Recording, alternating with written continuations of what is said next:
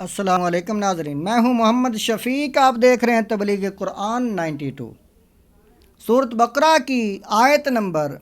101 میں اللہ وحدہ لا شریک نے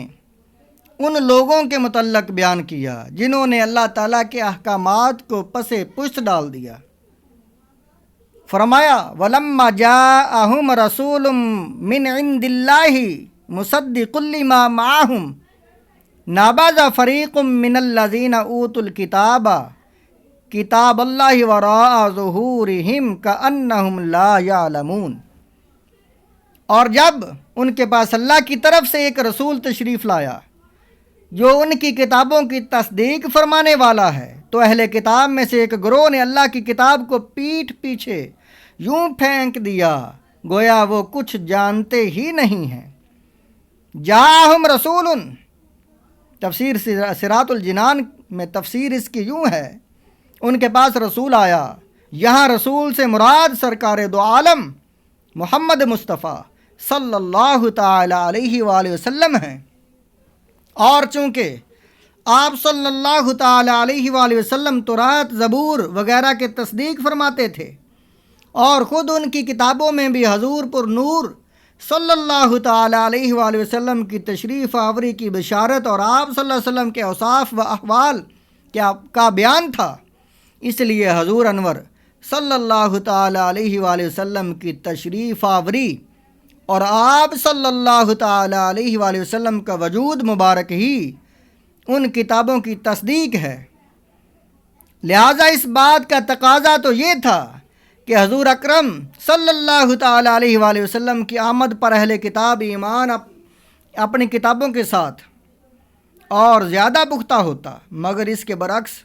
انہوں نے اپنی کتابوں کے ساتھ بھی کفر کیا۔ مشہور مفسر سدی کا قول ہے کہ جب رسول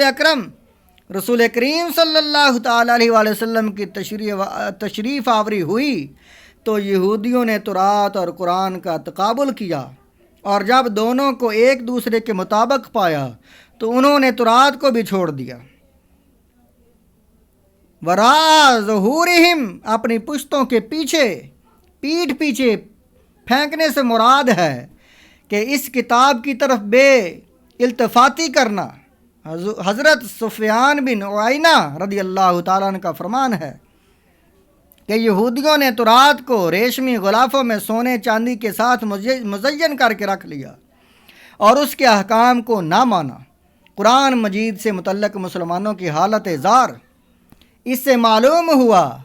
کہ اللہ تعالیٰ کی کتاب پر عمل نہ کرنا اسے پیٹھ پیچھے پھینکنے کے مترادف ہے، اگرچہ اسے روز پڑھنے اور اچھے کپڑوں میں لپیٹ کر رکھے جیسے یہودی تورات کی بہت تعظیم کرتے تھے، مگر حضور پر نور صلی اللہ تعالی علیہ وآلہ وسلم پر ایمان نہ لائے تو اس پر عمل نہ کیا گیا، گویا اسے پس پشت ڈال دیا۔ آج کے مسلمانوں کا حال بھی اس سے بہت مشابہ ہے کہ قرآن پاک کے عمدہ سے عمدہ اور نفیس نسخے گھروں اور مسجدوں میں الماریوں کی زینت تو ہیں، ریشمی غلاف بھی ان پر موجود ہیں، لیکن پڑھنے سمجھنے اور عمل کرنے کی حالت یہ ہے کہ ان الماریوں اور ریشمی غلافوں پر گرد کی تہ جم چکی ہے، اور حقیقتاً وہ گردان غلافوں پر نہیں بلکہ مسلمانوں کے دلوں پر،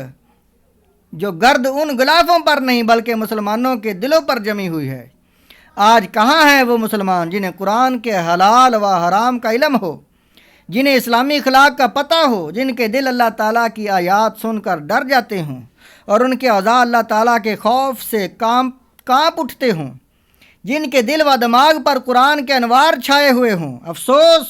وہ معزز تھے زمانے میں مسلمان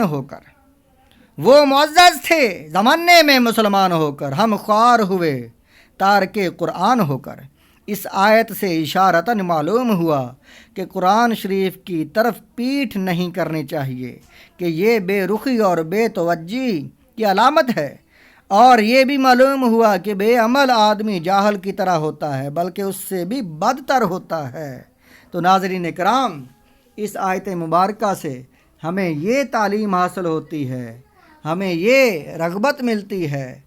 کہ اللہ تعالیٰ کے احکامات کو اپنا لیں، عمل کریں، اللہ کے احکامات، اللہ کا قرآن، اس کو سیکھیں، عمل کریں ان پر۔ اور اللہ کے نبی صلی اللہ علیہ وآلہ وسلم آپ کا فرمان ہے، جو انسان ایک آیت کو سیکھ لیتا ہے اسے 100 نفل پڑھنے سے زیادہ اجر ملتا ہے، اور جو انسان ایک باب سیکھ لیتا ہے تو اس کو 1000 نفل پڑھنے سے زیادہ اجر ملتا ہے۔ اللہ تعالی ہمیں قرآن کو سیکھنے اور عمل کی توفیق عطا فرمائے۔